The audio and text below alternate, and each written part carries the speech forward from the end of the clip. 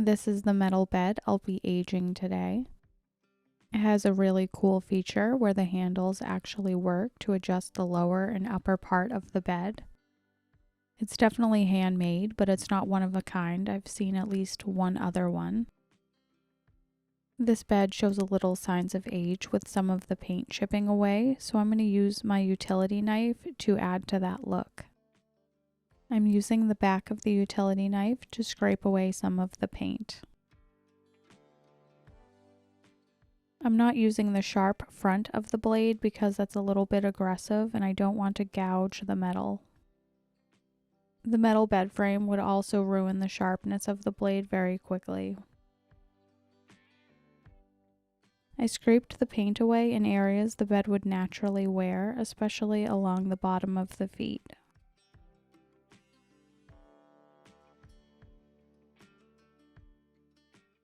Once I had finished scraping away the paint, I created a foundation for some rust. I started by applying some super glue with a toothpick.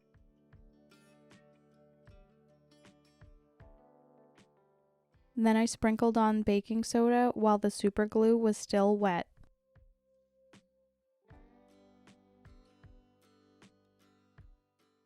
Then I used a paintbrush to brush away the extra baking soda. The combo creates a really great texture for adding rust on top of because it looks like corroding metal. When you add baking soda to super glue, it causes the super glue to harden right away. It also creates a stronger bond than the super glue alone, so this works really well as a glue. But in my case, I'm just using it because I like the cool texture. After I applied all of my super glue and baking soda on top of the scraped metal, I brushed the excess baking soda away with a fluffy paintbrush. For the next step in the painting process, I'm mixing brown paint into black paint. I used the brown paint just to take the edge off of the black so it wouldn't be pure jet black.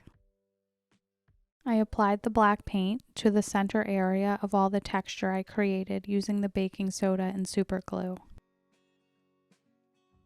The rust areas will have a multitude of colors, so I didn't want to go overboard with the black, but I'm using it as a foundation to build the rust around it. You could use dark brown paint instead of the black, or a combination of the two colors to vary the look of your rust. All of these black spots will eventually become rust. It's very simple to add rust to the metal mesh. I just used my black paintbrush and dabbed on some black paint anywhere I want to create rust later.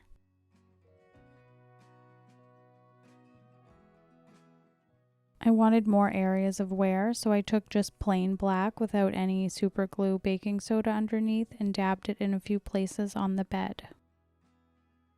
Next, I'm using burnt sienna.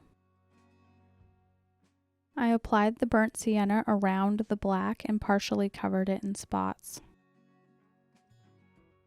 The rust I'm painting will be radiating from a dark center, and there will be lighter colors on the outer edges.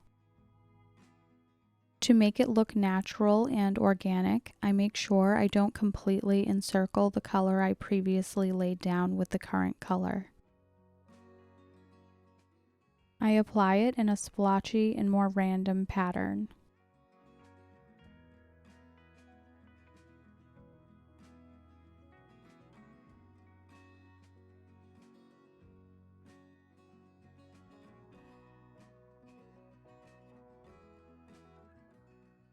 For the metal mesh, I use the edge of my brush to dab on the color.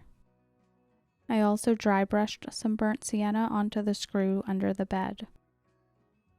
I used black, then burnt sienna, and now I'm using orange. When applying the orange color, I dabbed it around the original two colors I painted, and then I used my finger to smudge it. I smudged the paint for two reasons.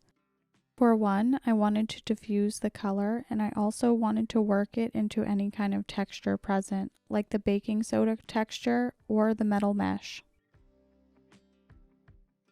Since the orange is so vibrant, I only used it sparingly.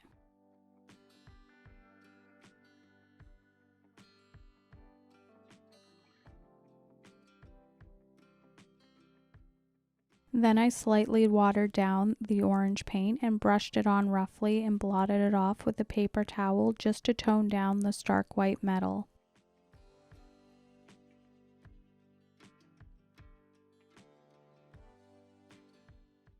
This is a personal preference, but I like to dry brush with metallic paint whenever I use the texture technique of the baking soda and super glue.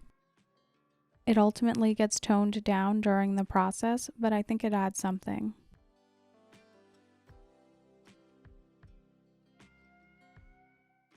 To generally grime up the bed and make it look old, I added a little bit of brown paint to some matte Mod Podge.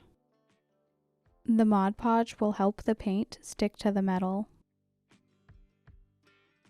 I'm not going for full coverage, I'm just using the brush to tap the brown paint on the end of this bed. Then I use a paper towel in a blotting motion to remove some of it. I like the dirty appearance it gives. And then I use the same mixture to tone down any areas where I think the orange is a little too vibrant.